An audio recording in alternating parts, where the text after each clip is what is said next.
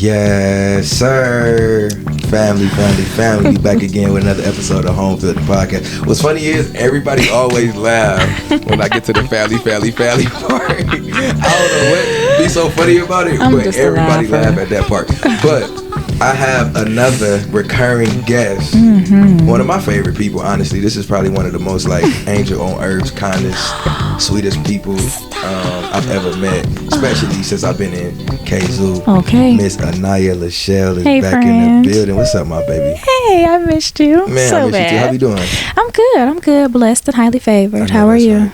I know that's right. Yeah. Can't complain. Can't complain at all. Yeah, it's life. Life is life. I'm teaching now. I got 4th graders now. Okay, so let's, you know what? We ain't gonna waste no time. And with this episode, it's gonna be all organic convo. Okay. So, what's new?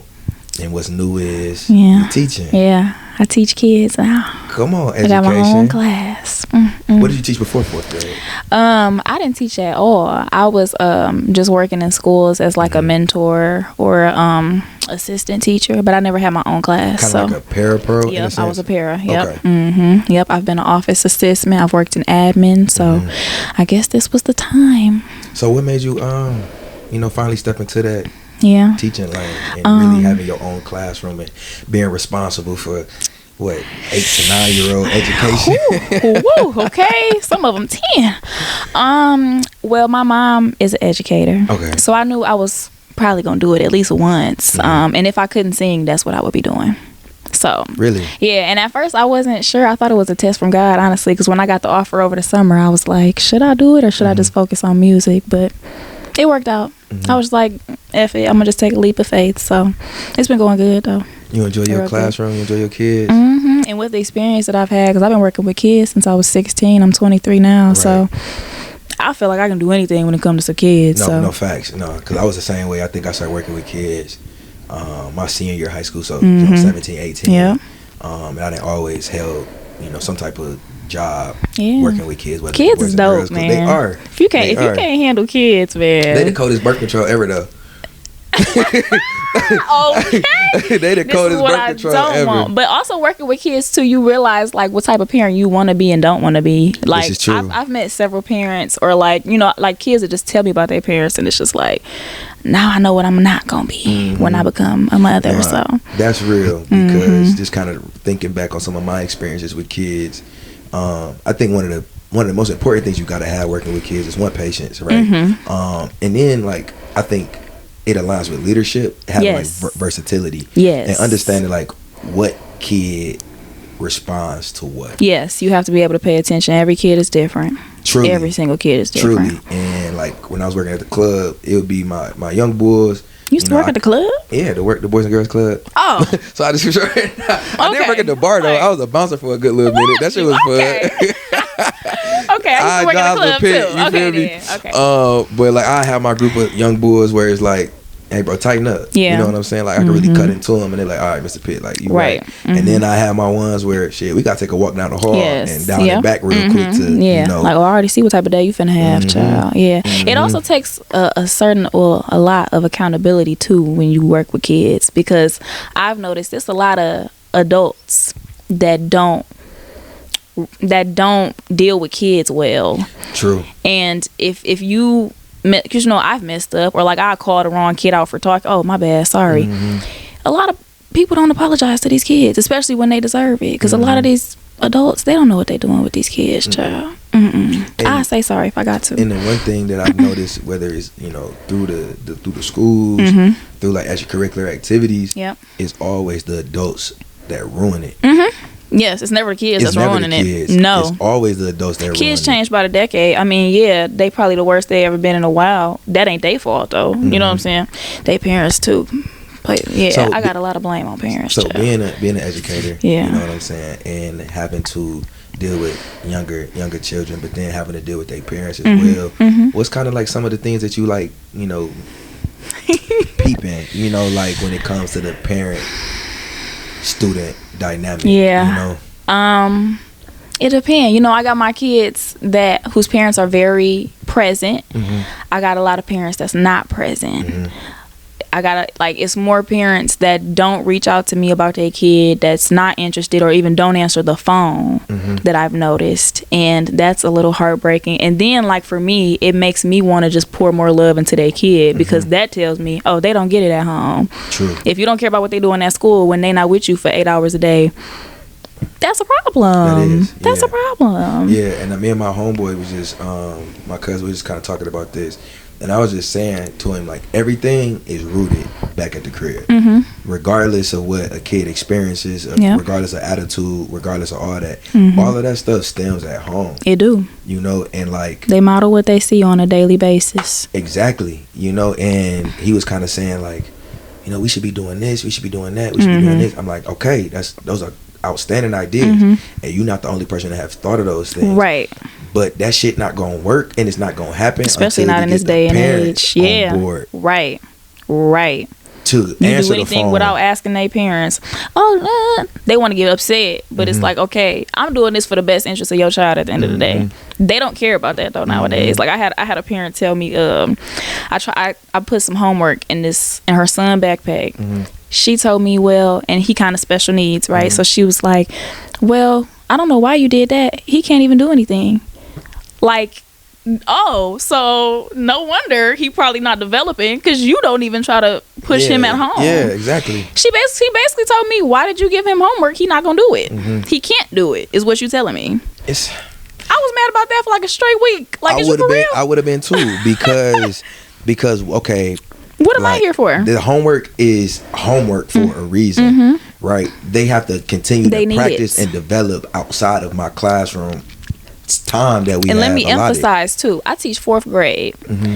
This kid has a kindergarten proficiency level. So that TikTok dude, the teacher on TikTok, he was not lying. He wasn't lying. No. And I wasn't offended. That can't read. I wasn't offended at all when I watched the video. I was very much so like, and of course I'm thankful, and of course, you know me, I'm thankful because I didn't have no type of, you know, deficiencies, or I wasn't held back or whatever, because my mama read to us every night. My mama made sure we was practicing our spelling. We read a dictionary at home. Like, thank God. These parents don't do nothing with their kids nowadays. It's so many things that, like, my folks used to make me and my sister do, and obviously you ain't get it at the time, but I was like, damn, I hate this. But like now, as an adult, when I'm thinking back on it, like, man, thank God good for that. Here, thank bro. God Like, for the extra push. Thank you for the foresight. Okay, because little did we know we needed stuff you like feel me? that. Read in an extra hour, you know what I'm saying? Or in the summer, I went to summer school all the way up to my freshman year in high school.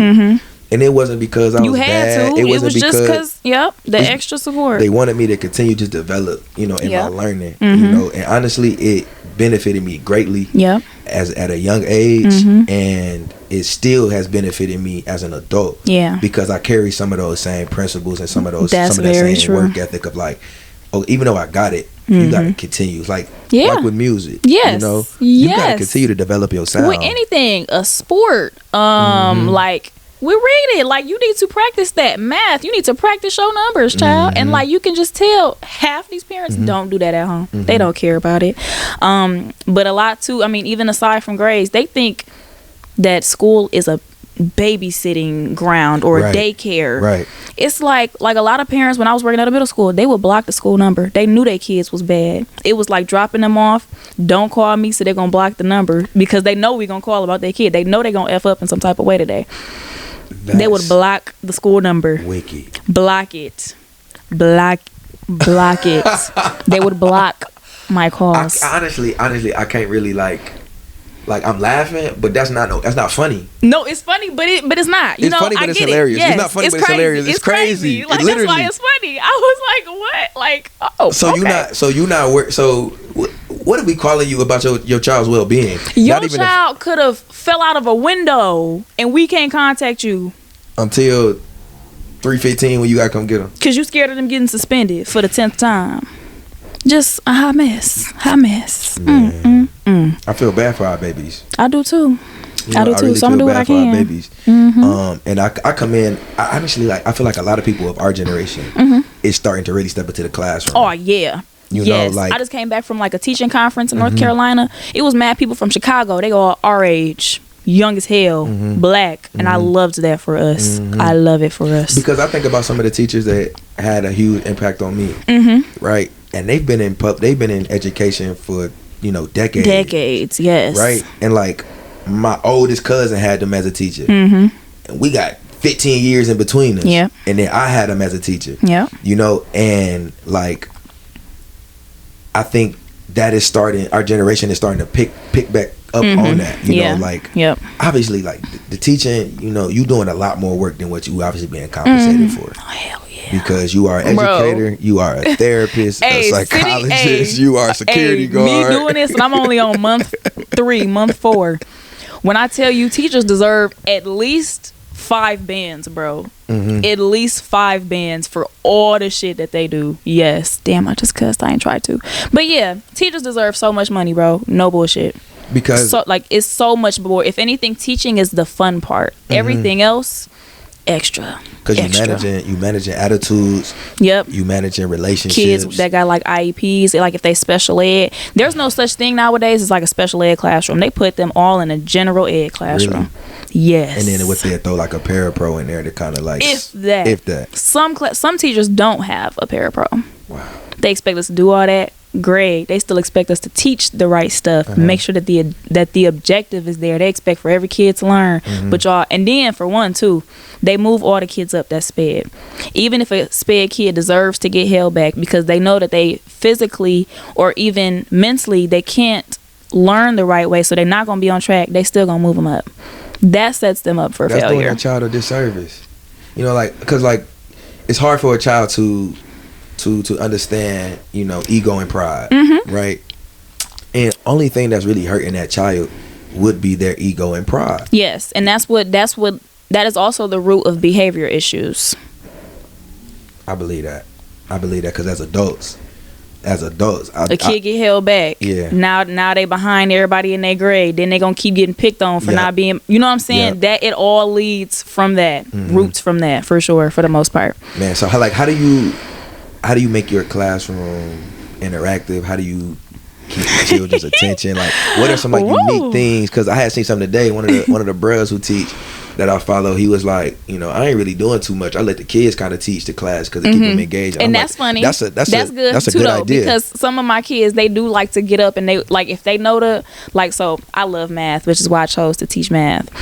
If a kid want to get up and demonstrate what I just taught them, feel free.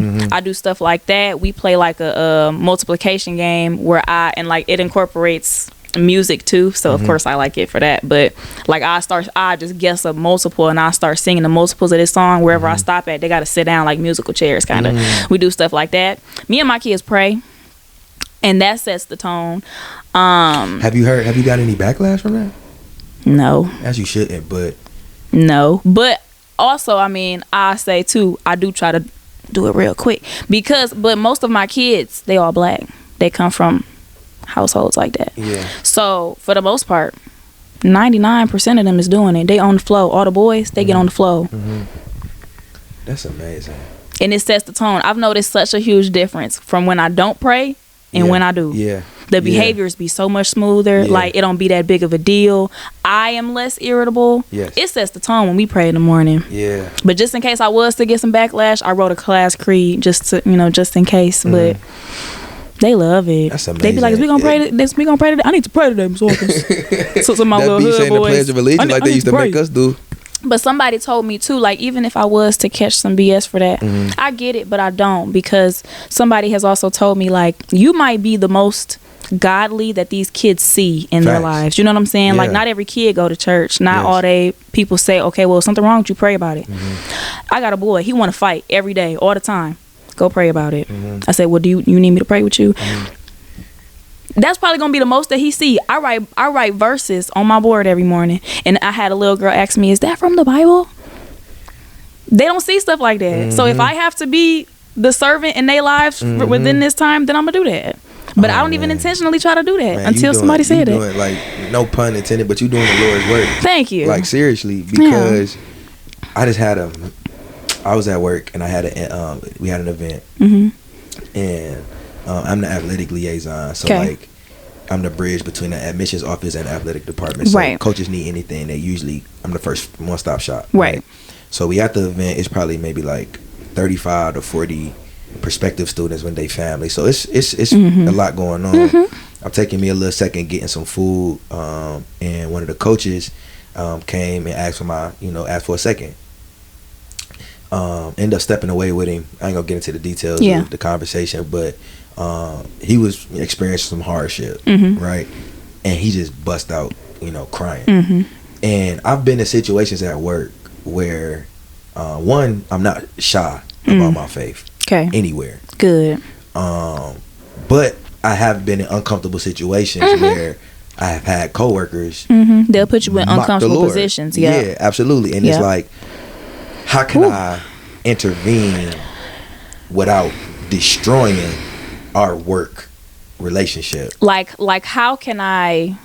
Okay, I know what you're saying. Basically, how can I make a wise decision and still keep everything in? Absolutely. Okay. Like, how can I tell you, don't be playing with my God? How can I check you with wisdom? Exactly. You know it with grace and love. How can I wholly check you? You feel me? Yeah. So I've been mindful of speaking out about my faith and being a believer in the office, right? Okay. One of my coworkers is an atheist. Right. You feel me? So some of my kids don't pray. I mean, and you have those people out there, which is nothing wrong with that. You know what I'm saying? Not meant to heal everybody. Exactly. But I was telling my homeboys, I was explaining the situation to him, and it's like God slapped me in the back of my neck, and I just spit out, "Are you a believer?" Ooh. And he was like, "Yeah." And I'm like, "Well, can I pray with you? Can I pray for you?" And we literally sat in that hallway. How old is this kid? No, this was a grown man. Oh, this is a grown man. Grown man. He probably at least got 20 years on. Okay. And we prayed, and that's. I used to wear this wristband when I was playing football, and it said, in Jesus' name I play. But I also had another one. It said, "Pray first." Right. So I've always taken that mindset into everything that I've gone into. It's like, regardless of what I'm experiencing, let me pray real quick just to get my foundation. And it sets the tone, sets my energy, it centers me, right? So I prayed with that man, and he ended up texting me later on with like, thank you for your prayer and your wisdom. Like, you don't understand how much that meant to me. Yeah. And it was like, that really wasn't me.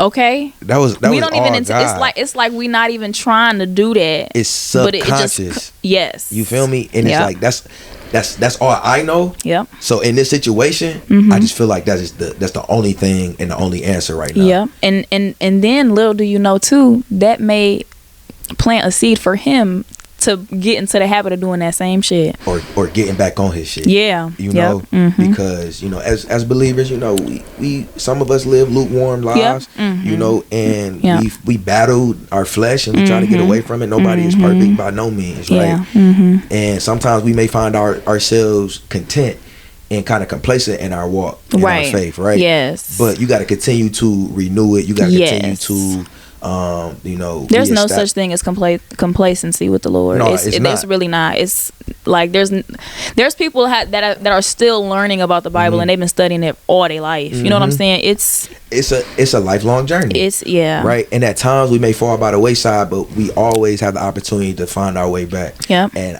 who knows, that interaction right there may have been the ignite. That's all he needed for him to find his way back. Yeah. Right. Because he in the jacked up space right now. Yeah. And ain't nobody gonna fix this but the Lord. And you asking him, is he a believer? He probably had to ask himself that. It came out pretty quick. You know what I'm saying? Yeah, but it was probably a reminder for him. Like, damn, I do need to turn back to where I need to go to the source, bro. But I just think that's so dope that you pray with your kids, man, because the world that we living in right now, it is wicked. And they have no other healthy coping mechanisms.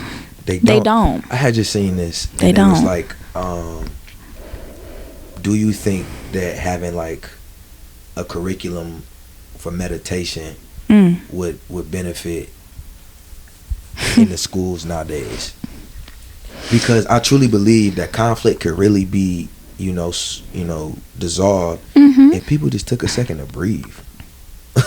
Just take a second to breathe and just evaluate the situation after that. I actually tried that for the first time. So before I got my teaching position, I was actually teaching summer school already. So I was teaching summer school English. I had some kids, and I had a real small class, like 9 kids, but we had meditated one day. We all sat on the floor.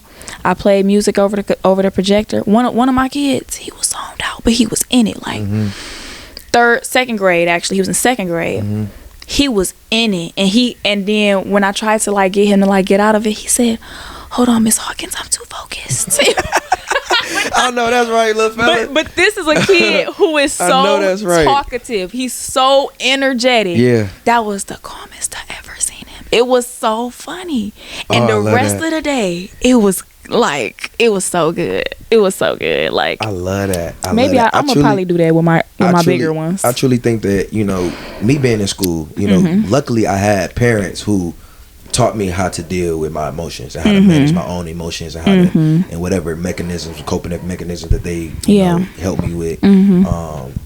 Luckily I had that, but a lot of my peers didn't. You know, a lot of my peers My daddy was locked up. My mama was dealing with her own stuff. I didn't know healthy ways of dealing with stuff either. I didn't want to talk to nobody. I didn't talk to nobody but Jesus when I was 10 through however long. It took me a minute to start healthy communication. Within for yourself first of all, but then for everybody else. Like, cause again, just kind of referencing back working at the Boys and Girls Club, I remember like little dudes going back and forth at each other. I'm like, hey, all bro, the time. Hey, bro, and relax. Their parents would teach them that. And just breathe. Go to school and be his. You know what I'm saying? Like, relax and breathe. And then be like, all right, what's the issue? X, Y, and Z. What's the issue? X, Y, and Z. All right, do that sound reasonable? And kids get back cool like that. Like how it start raining and it be 24-hour beef. Like, if that, bro. I had some kids in art class. My kids was fighting in art class. That boy came back from suspension. He sat next to that same boy that he put in the trash, bro. Put him in the trash? No. that kids get threw away. That's crazy. That's what my kids told me. They said he mopped him, put him in the trash. And I said, whoa. I just be like. And they buddies. Elementary and middle school drama be so funny, though. Oh, my God. It is so funny. Because why is y'all trying to be so grown? Every day. Why is y'all trying to be so grown? Ooh, but on another note, can we get into this lady and these oysters? Yeah, let's do it. Oh my God. So, for those of y'all that don't know about this oyster situation, seen a TikTok, and this lady ended up. Matter of fact, I might just play the video. This lady went on a date with some dude that's obviously been sitting in her DMs for quite some time. Okay, yeah. And she had finally decided that she was gonna give dog a chance. Talking about he been talking to himself. Right. So gave dog a chance. They went out to eat, and he said, well, he asked her out for drinks. Yes, drinks. That's what the text said. Drinks. Baby girl had 48 oysters, 2 crab cakes, some potatoes, and 3 lemon drops. You have 4 plates of oysters on top of a bunch of other stuff. There's no absolute. So, okay, my first reaction off of watching that was, I felt like dude wasn't even there. Dude probably ain't even real. That was my first thought. Because you didn't see no part of him in the video with the flash on. Ain't no man gonna sit with you on a date. You got the flash on while you eating, you slurping. You talking about him in the.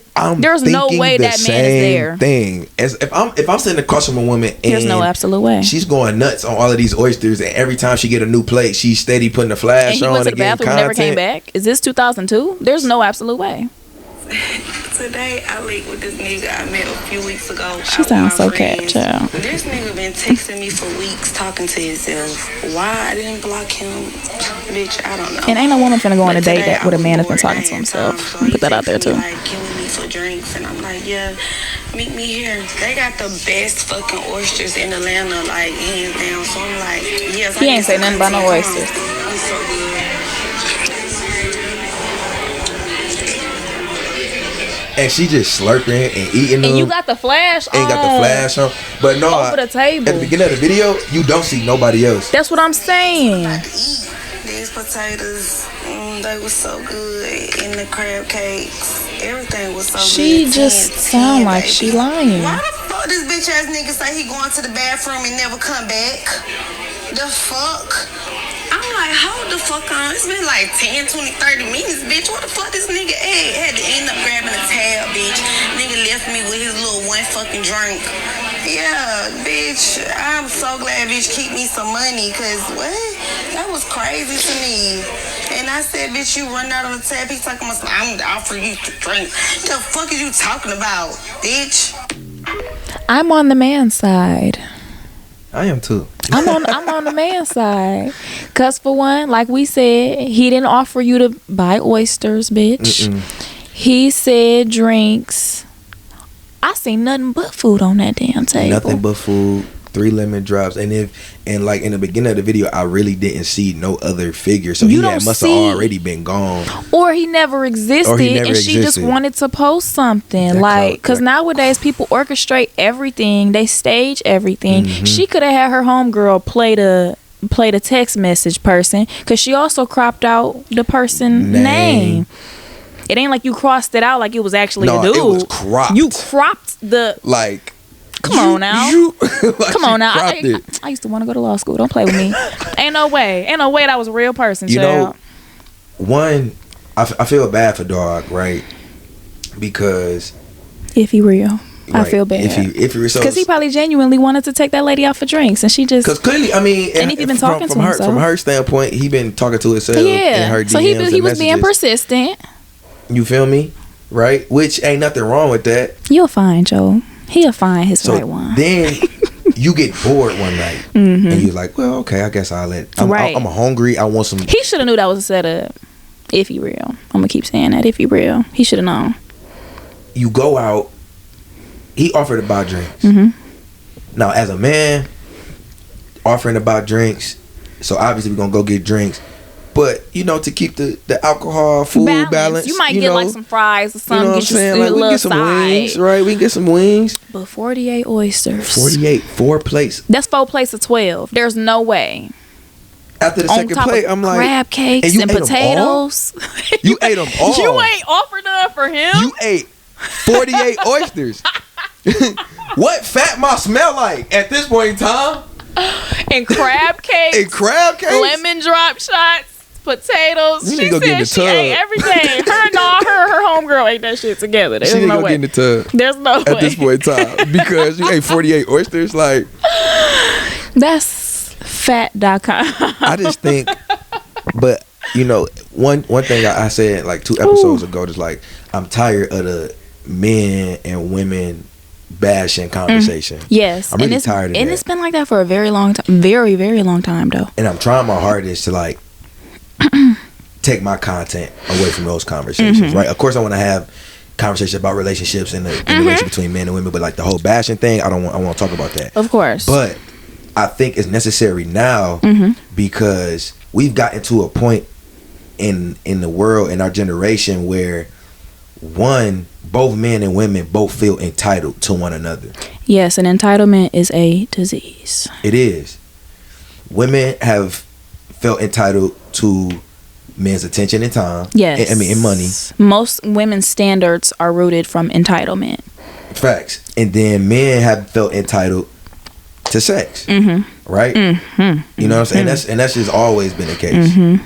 And I just keep hearing the same conversations. Yeah. About, well, if a nigga ain't gonna do this for me, then what? I'm not giving him X, Y, Z. Right. And then it's like a dude is like, well, shit. If I gotta, first thing I gotta do is up paper on you. Then shit, like I ain't really trying to, Yeah. First of all, Jared Pittman can't relate to none of you niggas. I don't have these problems. One, because I think it's the demographic of women that I deal with. I deal with solid women. And you attract what you want for yourself. A lot of the niggas that be bashing, they attract women that's lower they. Exactly. So that's your fault, baby. Exactly. And that's so the taste that you got. Right. That's that self accountability you was talking about earlier. Like, you got to check yourself. If you keep having the same interactions, you the problem. Yeah, you're seeking the wrong people. You need to change your taste, baby, your standards. And if, as a woman, you keep running into niggas who, you know what I'm saying, not meeting your standards, then just maybe, you need to check what your standards are. Yes, you have to reevaluate what you want. Who you are as a person. Okay, everything that you want in a man, do you have all those things? Can you provide yourself those things? And if you can, that's a different conversation. And if you can't, at least be honest and transparent and say, I'm still lacking these areas. But that even shows that you can grow with that person. It's like another situation I seen on Twitter. This woman was bashing this dude because first date they went to the Cheesecake Factory. The fuck? I took a man to Applebee's before. I don't give a fuck. I like the Cheesecake. I never been, so I can't say if I do. But hey, if I took a man to Applebee's, like you would like I the don't give a Cheesecake. fuck. Yeah, It's a wide variety menu. You know what I'm saying? Like it's good vibes in the Cheesecake Factory. Like I if like a man cheesecake. taking me out, if I'm not in the house, cool, great. So like, let me ask you this: what is a date that we just like? Yeah, no, I'm not doing it. I'm not going to your house. That's not a date. Come on, that's a legitimate standard right there, though. Off rip, we're not chilling in nobody's house. That's not a date. A requirement for a date has to be out of the house. And it has That's one. So this has been my thought process on what a date is. Okay, please. One, a date is initiated by either party. Yes. Right, but from the man's standpoint, initiating the conversation of, hey, I want to take you out, I want to treat you, and like you said, it's got to be outside the house. And as a man, I have to plan it, not know what you like to do. Right. I should have already figured that out via the conversation. Or if we haven't had any in-depth conversation, it's always safe to just go grab some food and go sit and kick it because you want to have that conversation. Yeah, it needs to be is a terrible first date. Oh my gosh. Anything where you're not having person-to-person interaction and conversation, it's not a first date. I really think like going like Dave and Buster's or something like that is a really dope first date. And I never been. I would love to go to take me to Dave and Buster's, Jared. I'm not actually in front of everybody. Come on, I ain't never been. Because one, like, but something interactive. It's interactive. Two, we having fun. We like it's a little competitive. You know what I'm saying? Let me see what your competitiveness is like. It's still an area, like even going out to eat is still an area for conversation. If you go to the movies, you can't talk. And I wish I would be in the movies watching, Avengers. If a man want to take you to the movies on the first date, he want to kiss you. He want to touch your punani, something. He also freaky. There's no way. He also at least go to dinner before the movie or something. Right. Yes. But, okay. Yeah, dinner and a movie. Okay. That's why it's always dinner and a movie, not just a movie. Let's just say a movie. Facts. No. Honestly, I think a movie is like a 6-7 date. You know what I'm saying? That's after you know who you kicking it with. It's like, you trying to see a movie real quick? Oh yeah, come on. You know what I'm saying? And we can sit in each other's company and just be quiet. That's a casual one. Yes. Exactly. That's on some shit. They got the matinee. Yep. Tuesday matinee shit. $5 movie. Let's go check it out. You know what I'm saying? That type tip. Yep. So I think that for me, that's like the general foundation of what a date is. Yes, I agree. I'm not a big fan of, and see, I'm trying to do that more because I've spent most of my 20s not wanting to go on no date. Really? Why? I was trying to tell somebody this other day, and I'm like, I'm curious to know. Okay. I don't know. Like, I've never just, oh yeah, let's go on a date. Well, for one, I've never been on a good one. So that's one. I'm too cute to not have gone on a good date. Yeah, you niggas suck. Y'all suck. But no, I haven't been on no good one. And then like, if I know the person that's asking me on a date, I don't want to say that they can't bring nothing to the table, but sometimes in your gut, you just know. Yeah. I know I don't want to go out with you, bro. Or I know I don't want it to go nowhere. Or I know that this is a formality for you to try to get something. You know what I'm saying? It's temporary, baby. You know what I'm saying? Because I'm not being completely transparent. The objective ain't to date me and for 2 years and want to get married. So nope, I'm okay. That's interesting. I like more of the women that I know don't go on dates. I don't. Or like haven't been on dates and whatnot. And I think that's interesting from your standpoint. Now from a man's standpoint, when it comes to going out on dates, I think the reason why we don't do it is because the financial burden. Okay. We may not just have that pay. Okay. You know what I'm saying? And and sometimes a date don't always require a lot either though. It don't. But if I'm constantly on social media hearing this and that about what a nigga gotta do for a woman and what type of paper man gotta have for a woman. See, that's a problem though. It's almost like they feel like they have to meet what they see other couples doing. You know what I'm saying? I truly don't give a fuck. I don't give a fuck. The fact that you want to take me somewhere, I'll be like, oh, that's so sweet.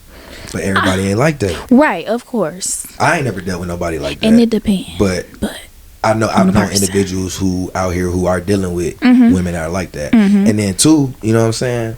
Sometimes niggas don't want to be seen in public with you. Okay, and we just gonna be 100 about it. I used to not want to either, though. And I was gonna say that. And I still am. I'm a very private person. Very low key private. Me too. And I mean, like, I've been in Kalamazoo. I wasn't born here, but I've been here since I was 13. I know a lot of people in Kalamazoo. I know anywhere I go, I'm gonna see at least one person. I don't want nobody getting no idea that I'm really with you, bro. Even if we just going on a date. Facts. But I know if I don't want nobody to see you, I probably shouldn't go on no date with you anyway. Now, if it's somebody I don't mind, you know what I'm saying? If it's somebody I don't mind being seen with, then now that's different. Then I'll go, which is why I think that's the only reason why I'll be going, if I don't mind being seen with you. No, I'm being seen with you. But if I care, I probably shouldn't date you, baby. I swear to God, that's been me. Like, you know, one, financial burden. Shit, nigga, like, I ain't gonna lie, life hard right now. Like, okay, we in a recession. You know what I'm saying? This economy serious. So, like, either I gotta really, like, you know, have some extra ends, or I gotta get really creative. Right.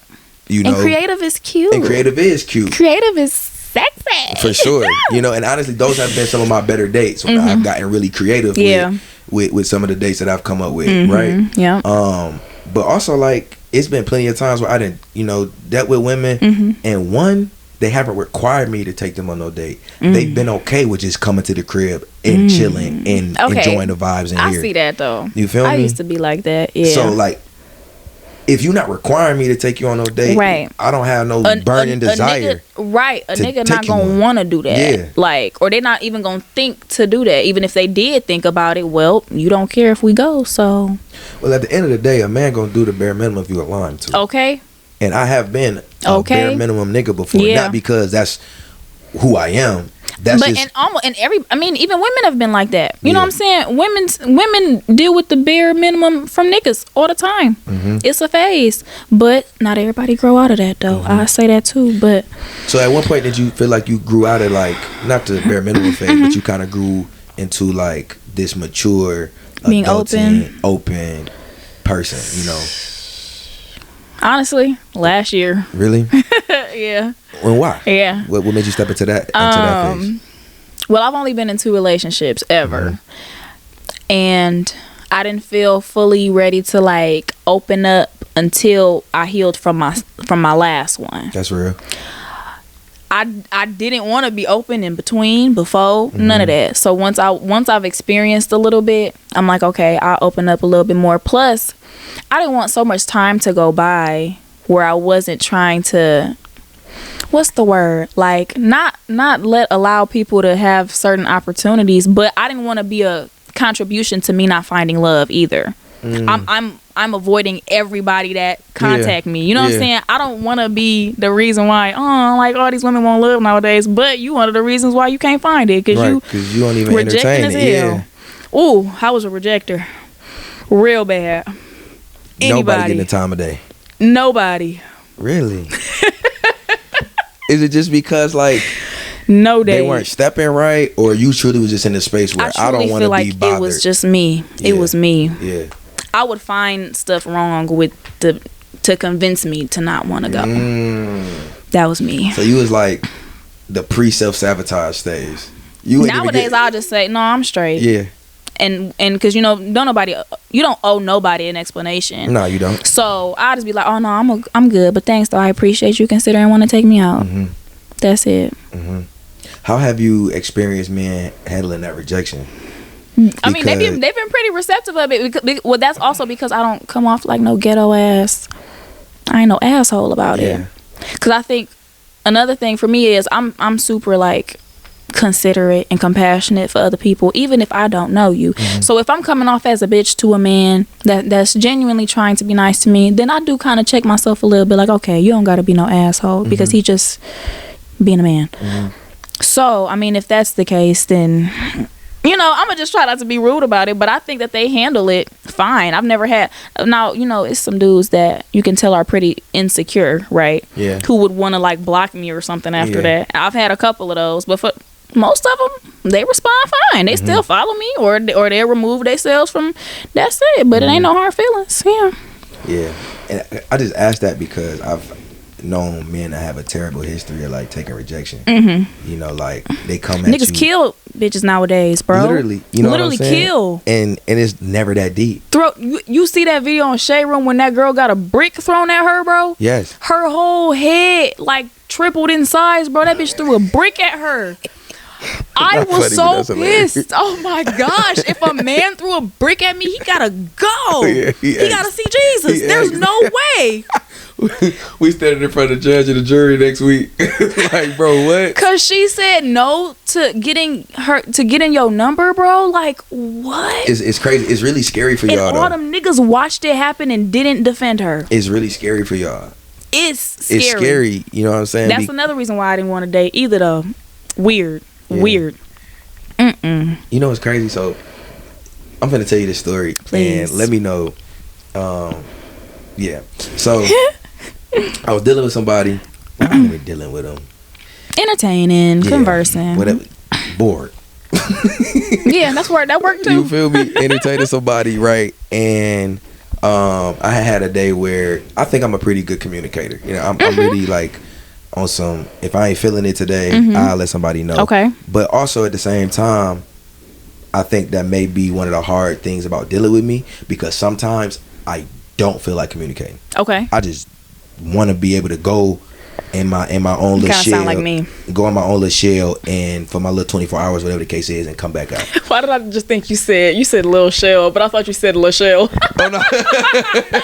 Go back into my little Lachelle, but no, okay, but yeah. So I had a day where, like, you know, I didn't communicate with that person, you know, and I didn't communicate with nobody that day. She took it hard, huh? I ended up hitting her the next day on some shit like, you know, I had a little day yesterday. Yeah. But basically, that's what I was going through. Have a good day. No reply, no nothing. So now at this point, it's get back, right? So one thing that I have mastered is the art of detachment. I knew you was finna say detachment. You feel me? Like, it don't matter how deep shit can get.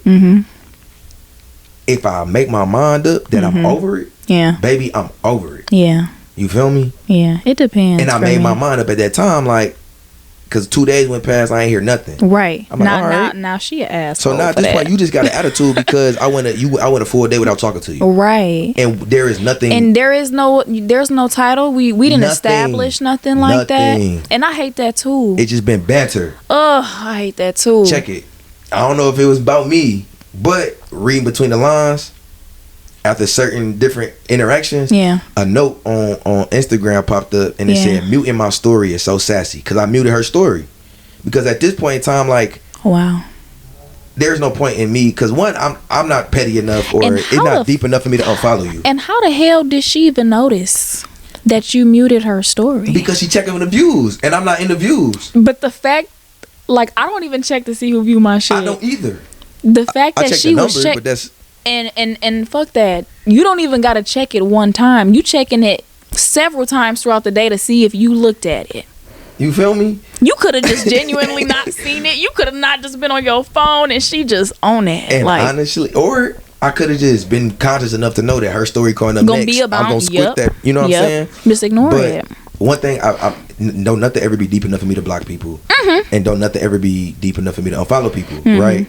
So, like, muting is the next best thing, because now it's like, out of sight, out of mind, I ain't got work, you know what I'm saying? Yeah. That's my first time ever being called sassy, though. And I was like, this ain't even sassy, but I guess. But who's really giving sassy? It ain't me. Because why just you. Me removing, you know what I'm saying, myself from a situation is sassy? You having boundaries with her is being sassy. So men can't have boundaries no more. But that shows her lack of maturity too, though. So that was just, great. That's God showing me, okay, great. That ain't finna work. On to the next one. And I was just dumbfounded. I'm like, I'm reading it like, wow. Because sassy is crazy. That's crazy. Sassy. That's a new word. Nothing about Pitt say sassy, but like, y'all got it. That's a new word. Obviously, she ain't know you, baby. But that's the thing though. Like, it's almost like, you know, because traditional gender roles aren't traditional anymore. They're terrible. They're terrible. They're terrible. I mean, I already didn't like traditional, but at least that has some structure. Like, this is bad. So, like, it's bad. Women are way more masculine than ever before, and way more independent than ever before. We in the trenches with this dating stuff, for sure. Way more masculine, way more independent. And men, and I get it, and men are low key starting to be like, well, shit, I want my things too. It's like, yes, you know, it's slightly reversed in a way. In a way, for sure, yeah, for sure. And it's almost like nowadays, no matter what a man does, sometimes it ain't enough. It's not enough, and it may be deemed sassy. Like, yeah, I literally like don't have no umbrella because I feel like, because I see something. Not because of this, but I really just like I'm like poor. Just don't have no poor. I just don't have no umbrella. I gotta get one. Right. But somebody was like, a man having an umbrella is so sassy to me. I'm like, what? A nigga can't not want to get wet? I see something about like a man wanting to bake cookies is so gay. I cannot. Why can't I not want to get wet? Like right. I may be fresh as hell today, bro. That's like saying having a hoodie on is sassy. Like, come on now, make it. If you gonna say it in one ear, you gotta apply it to all other ones. There was like a nigga ordering a lemon drop is sassy. Like, no, lemon drop? That's my favorite. That's a great drink. That's my favorite one. What you want me to get, a mojito? Like, is that more masculine? No, I need me a lemon drop, child. I need a lemon drop. That's insane to me though, because I feel like women, yes. The masculinity thing, yes. The femininity thing, yes. I understand, though, why most women tap into that. Mm-hmm. But a lot of women abuse it. They abuse, oh, well, I feel like I got to be independent. And, oh, I don't trust nobody, so that's why I'm finna be. Mm-hmm. I don't think they do it because they genuinely, intentionally want to be independent. They do it because they want a nigga to chase them. Yeah. No man is going to chase a masculine woman. Mm-mm. No. At least that's my first thought. But the thing is, I've dealt with more masculine women before. And it's good to have a woman that can be both. But if you solely want to be masculine and there's no room for you to be feminine and allow your man to show the masculine, it ain't your job to be masculine. You ain't get daughter a chance. I get it if like, okay, you know, like me, when I'm at work, I feel like I gotta be a bit more you know what I'm saying? But if I got a man and I come home, I don't want to be nothing but a baby. I want to be feminine. I think something you said earlier about you said you've only been in 2 real relationships and haven't really dealt with anything because you were at one point in time getting over a relationship. And honestly, that's kind of where I find myself now. Right? I was in something serious. Right? We ended up cutting things off, and like that was probably like as close to a real relationship, boyfriend and girlfriend, I ever experienced. Right? Our experiences together said it was boyfriend girlfriend. Title not situationship shit. You just right? Put something in my brain. But I have had the opportunity to, you know, take other women serious, and I haven't. And I've been very honest with the fact of why I haven't, and that's because my heart's still there. Right. You know, and I just feel like it's unfair for me to step into this while I'm still trying to decipher my feelings, knowing I'm not ready, knowing because that does the other person on the receiving end what's the word, injustice, and it doesn't serve that person well, because if anything, like you want to be solely ready for whoever else you deal with after that person. Yeah, because it ain't their job to pick up the pieces from the last relationship. So I feel that. But I make that point because I think sometimes we don't give ourselves that time to really heal, accept, and move forward from. No, we don't sit with our emotions. We don't. And that's something that I've been doing a lot lately. Good. You know, sitting with my emotions, sitting with my feelings. Just making sure that like I'm handling everybody and everything with real care. You know, because like Chico Bean said it, and I use it often. It's like he said, only volunteers, no victims. So meaning I'm gonna be honest up front with you from the jump and let you know what it is and what it ain't, and where I'm sitting at. Right. And I'm gonna give you the choice, and that's something my sister always taught me. It's like never take a woman's choice away. Yes. So I'm gonna give you the choice. Good for your sister. Man, I like her. She my rock. I'm gonna give you the choice to either understand everything I explained to you and stick it out, or move on.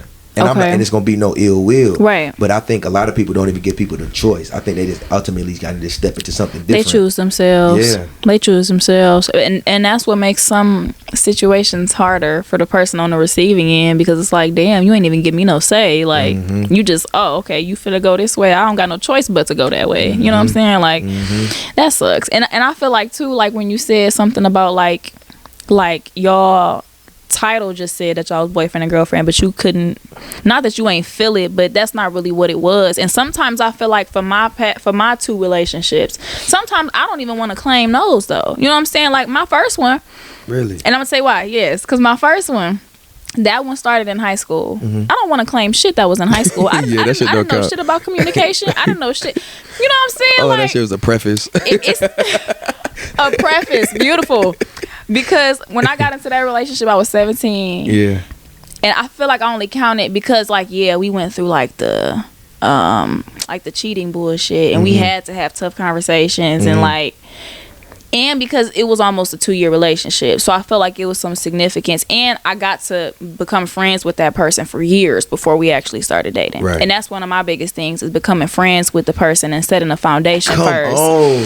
Bro, Come and I mean, on, I've learned it too, bro. We get into so many relationships, bro, and we just jump straight into that shit and wonder why it don't like work. the person for real. And wonder why it don't work. And I think that's the reason why my last situation, you get tired of them fast. Ended so well, and it's like over time has been well. Yeah, right? good. Because from the jump we was friends. Right. Yep. You feel me? And that's what the one thing, because you respect that. That's you want to you want to at least, like, and with my first relationship, I said, okay, you know, I don't want to be in this relationship no more, but if we can still have our bond, like, still be, we don't gotta jump right back into being friends again. I know that's gonna take time, but as long as I can see you, we can still be on, like, hey, what's up, how you been? Some cordial shit. Yeah, me and my ex is cool as hell. I ain't gonna lie, man, a lot of shirts I done kicked it with everything. We cool. If cool I as see him, fuck hey, too. How you been? You feel know what me? I'm saying? It ain't no hard feelings or nothing. And I personally, I don't want to have no bad relationships. Me whether neither. if you my ex or not, whether if you cheated on me or not, I don't want to have no bad relationships with nobody. Like too short. With nobody. And what's crazy? So what's crazy is like homecomings this past weekend, right? Yes. We talked about that before the show. But my walk past you like I don't know you game is extremely strong. Oh, my tunnel vision is. You feel me? It's almost as strong as my laser detachment game. And I felt like I would have to find myself doing that a few different times this past weekend. That's why right? I don't. But I didn't. Yeah. Because I don't know what was in the air, but everybody was just so like, man, like too short. Like, what's up? You know what I'm saying? But it seemed like though everybody had a really good time though. It seems real nice. Yeah, that's great good. Experience. That's great good. homecoming. But like, I really thought I was gonna have to be in a situation where I had to pretend like I ain't know nobody. Yeah. And I hate doing that, but at the same time, it's like, fuck it, that's what it's got to be. Yeah, like, yeah, you hate preparing yourself to be fake or to put on. Yeah, I know what you're saying. Yeah, for sure. And I didn't. And thank God I didn't have to be. Yeah, like, I had that's good. I had some conversations where things were hashed out. Okay. Right, and things were made sense of. It's like, okay, well, your perspective is my perspective. Okay, now we got to understand it. Cool, can we be cool? Right, now we cool. Right, now we just moving on from it's gonna be love every time I see you now. Yeah. Instead of like us, you know, having this quote unquote beef or whatever the case is, or ill will towards each other because we just haven't communicated. Motherfuckers can't even tell me now why they don't like me, bro. Like, people just want to be upset. They really don't be having no reason. They don't got no reason. But and that's how you know you anointed. Okay. When people just is disturbed by you for no reason, child. Now let's talk about that real quick. you mentioned how like you just have like no desire to be outside. I don't. And I feel the exact same. But Pitt, when I tell you, I just figured this out yesterday. So, you know, I've been doing real good. Like, so I've been trying to really be better lately. These past couple months, like, and I got like a best friend, like, who we've really been like, we do Bible study together, we make sure we pray together, we got this book together. So like, when I do my daily, you know, devotion every day, I have realized yesterday, me not wanting to go outside is really like a sign of anointings. And I had no, like, and of course, like, when I was like in high school and shit, you know what I'm saying? My faith wasn't that good. I wasn't all, you know, I prayed, but I didn't understand what I was doing half the time. You know what I'm saying? As an adult, you got to reestablish your relationship. Yes. And my understanding, of course, is much more deeper now. So like yesterday I had seen like Lady London had posted something about like, it was a video of Rocky Bad talk about how like, you know, how she cut a lot of people off and how like people that she don't got stuff in common with no more. And she said something along the lines of like, you know, I just don't be wanting to do certain things no more. Whatever disturb my peace, I don't want to be a part of. Facts. I couldn't. Of course, nowadays, you know, we say the word peace a lot, energy a lot, manifest a lot. But back in the day, when I just genuinely did not want to go to no parties, I couldn't explain why. I just didn't want to go. Facts. I just ain't want to go. Or you felt like you had to come up with an excuse. You know what I'm saying? And now, like, I lost mad homegirl friends, like, who always wanted to go party, and I didn't. Like, so now it make a lot of sense because that's you wanting to prevent shit from happening. I know when I go out, I'm gonna probably see somebody I don't like, and I don't want to even have to deal with that. I don't want to have to come to. Nope, I'm straight. Like nothing that I don't have to come outside for, I'm not going outside for. And that's 100. And what's crazy is my little brother Bubba. We were sitting at his crib, and we ended up. I ended up leaving, going back to my house after a party or whatever, and it was probably like 2:30 in the morning, and like I ain't never out that late. Yeah, you feel me? Pitt be in the crib by 9 o'clock. Okay, but I'd be in bed. I was saying my goodbyes. He's like, all right, brother, you feel me? I'll catch you another 2-3 months. He's like, I know your social media gotta recharge, and that's really how it be. Yeah, like my friends know not to ask me to go anywhere. I'm not going. I love my homeboys to death. Yeah, but ain't no point in leaving here. And kudos to him though, because not everybody can just let you be. Oh well, why don't he want to go? Oh no! Oh yep, we know that Pitt like to be inside by this time. Great. I love people like that, because when I tell you, I do too. I didn't got into it with so many bitches in high school, even college, because I didn't want to go. I didn't want to fucking go. Just see me after it's gonna y'all be the same people, the same thing every time.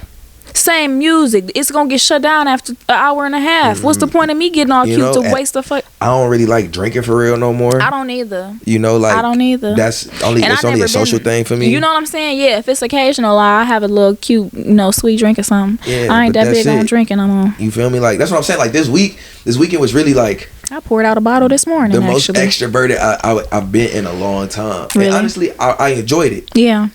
But I think I enjoy it because it's not frequent. Yeah. That makes sense. I'm not always trying. It's new to you. And I used to be the nigga that had to be on the scene all the time. Or I'm the last one in the party because I ain't trying to miss nothing. Right. Now and I'm part of a frat too. That's what they do. Nothing but party, man. That's when they pop out. But I'm so low key. I be ducked off. Like I'm a show face and dip out type. Like you better catch me while you can. Because I remember when I first met you, I didn't know until I came over that first time that you was in a frat. I had no clue up until I seen the decor in your room. I had no clue. Because I be in a crib. Yeah. Like, and that's truly like this is truly where I find peace. Yeah. Truly where I find joy. I'm home is your sanctuary. But but Bo was like, bro, please step out for me. Like just come out. I'm like, all right, bro, I got you. No. And that's why I went out for real. Yeah. Because ultimately, once the like big functions was over, it's like once the step show was over, once the tailgate was over, I'm out. That'd be the end for me. Yeah. I'll catch y'all. I don't got nothing else to do, baby. Next time, maybe. Okay, maybe. Okay, catch me on a good day. And I just appreciate the people who understand that. Yeah. Like Lil Bubba, like my homeboys. And we all kind of the same. We all like ambiverse, but really introverted as hell for real. Okay. I'm a good combo of both. I went to like my first outing in a long I don't even remember the last time I went out for real, but I went to this like local music thing at this distillery downtown, and I had like a few friends performing. I was the hypest mug there. After like maybe 20 minutes, I'm excited, I'm screaming for everybody, I'm happy, like, and I was glad that I went out, but I also had to pray about it before I went out, because I knew too. Do you get anxiety? Do I every time? Yeah. Every time I step out to go to the house. Every time.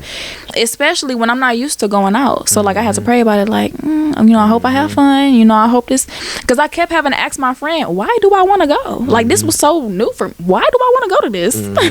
But I'm glad I went. My friends was like super surprised that I went, but that's another thing. And it's different. I like the reaction that people give me when they see me out, because they don't see me out. They not used to it. Oh shit, Pitt out here, like, oh shit, like, you know what I'm saying? That should be lit. You know what I'm saying? Because like I don't be out. I don't be on the scene. My friends call me a granny or an old lady, and it's okay, and that's fine, and that's fine with me. Okay, I'm up for sure, and I ain't mad at it. I'm not either. Okay, now look, I got a follow-up question for you. It don't got nothing to do with this.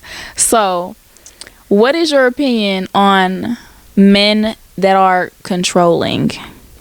So I recently, and to get some context, so I was seeing somebody over the summer. He showed me so many signs and what I don't want in a man. I've never dated, messed with, whatever you want to call it. I've never dated a man who was so insecure. Yeah. Like he didn't like the clothes that I wore to work. Really? Yes. You be fly. You be fly. Thank you. You be fly. He didn't like the clothes that I wore. He wanted to pick about like the fact that I got guy friends. And that's something I tell niggas straight up.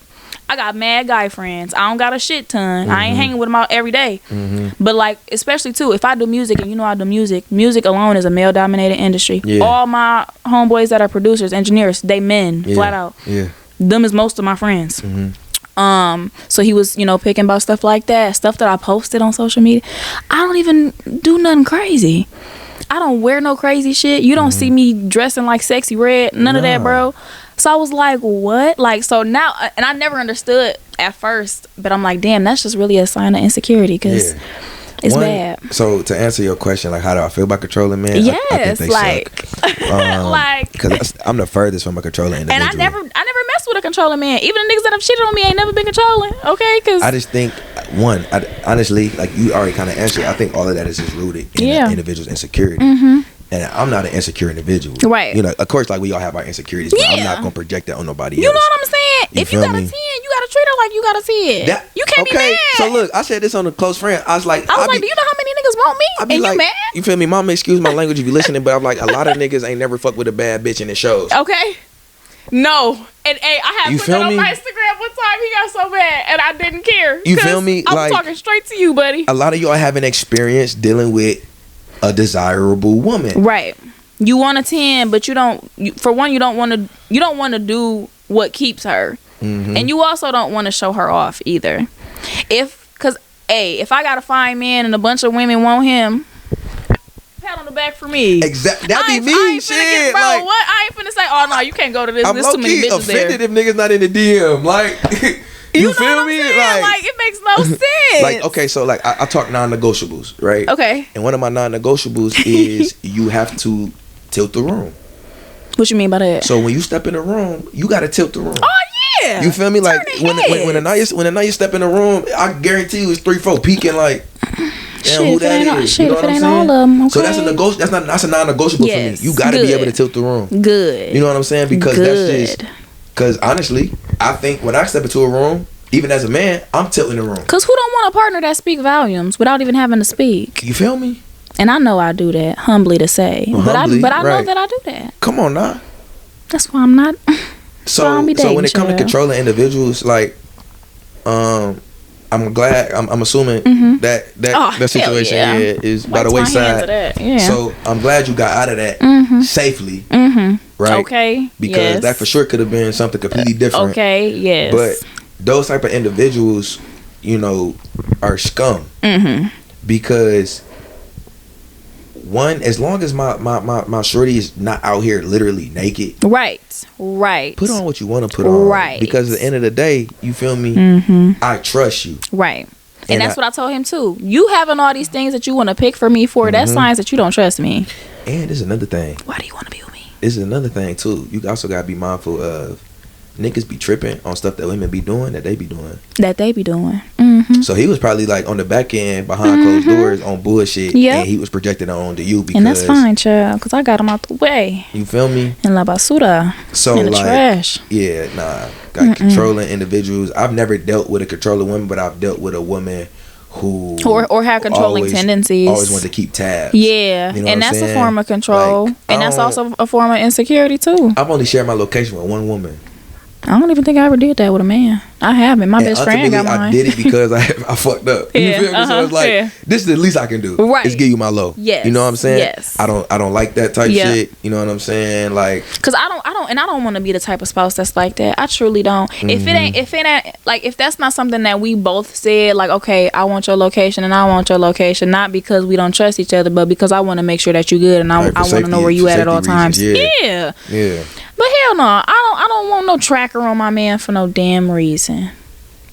Some stuff, people have to have privacy. They still their own individuals at the end of the day. They need to have something for them. That be the thing. People be losing their individuality within their relationships. Yes, and I get it. You know, the Bible say, you know what, but that's when you marry. When you marry, like, you won. You know what I'm saying? But hey, if we just dating, we trying to have fun before we, bro.